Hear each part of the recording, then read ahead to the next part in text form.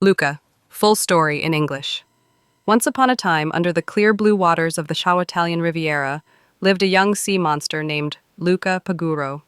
He was kind, curious, and lived a quiet life with his parents, Daniela and Lorenzo, herding goatfish on the ocean floor. Like all sea monsters, Luca was taught one thing: never go to the surface. The human world was dangerous and full of people who hunted sea monsters, but Luca was full of wonder. He found objects from the human world, alarm clocks, playing cards, gramophones, and dreamed of what it must be like above the water. One day, Luca met another young sea monster named Alberto Scorfano, who lived alone in an old tower above the surface. Alberto showed him something amazing. When sea monsters leave the water and dry off, they become human. Luca was shocked but fascinated. Together, they played in the sun, explored the land, and dreamed of freedom. Alberto's biggest dream was to own a Platvespa, a beautiful scooter that could take them anywhere. It became Luca's dream too. But when Luca's parents found out about his trips to the surface, they became terrified. To keep him safe, they decided to send him to live with his deep-sea uncle Hugo, far away in the darkness. Luca couldn't accept this. He ran away from home and escaped to the surface with Alberto. The two friends journeyed to a nearby seaside town called Porto Rosso, hiding their true identities as sea monsters by staying dry and pretending to be human boys. Life in Porto Rosso. Porto Rosso was lively, beautiful, and full of people, but it was also dangerous. There were signs, statues, and stories warning of sea monsters. There, Luca and Alberto met a spirited human girl named Giulia Marcovaldo, who wanted to win the town's annual triathlon, the Porto Rosso Cup, which involved swimming, eating pasta, and riding a bicycle. The winner received prize money, enough to buy a real Vespa. Giulia invited Luca and Alberto to join her team, but the town bully, Ercole Visconti, had won the cup for many years and didn't like new kids challenging him. As they trained, Giulia introduced Luca to books, stars, and school. Luca grew curious about the world, wanting to learn more, but Alberto felt jealous and left out. He feared losing Luca.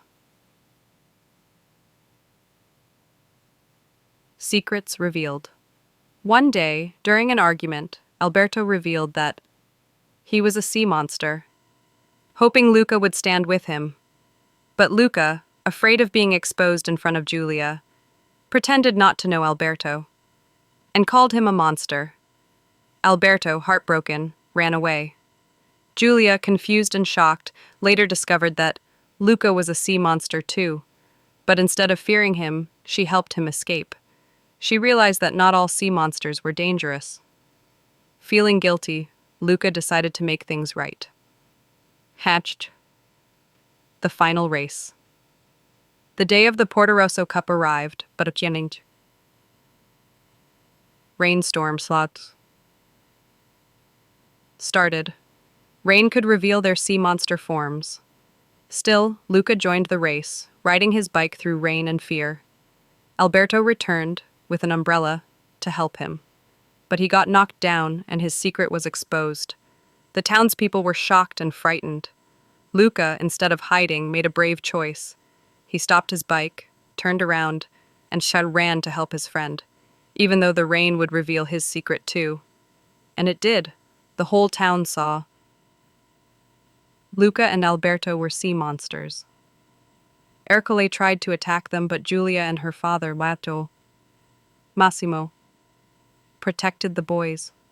The townspeople slowly saw the truth. These monsters were just kids, kind, brave, and good.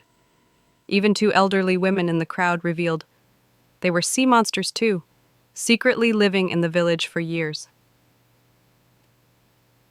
The ending.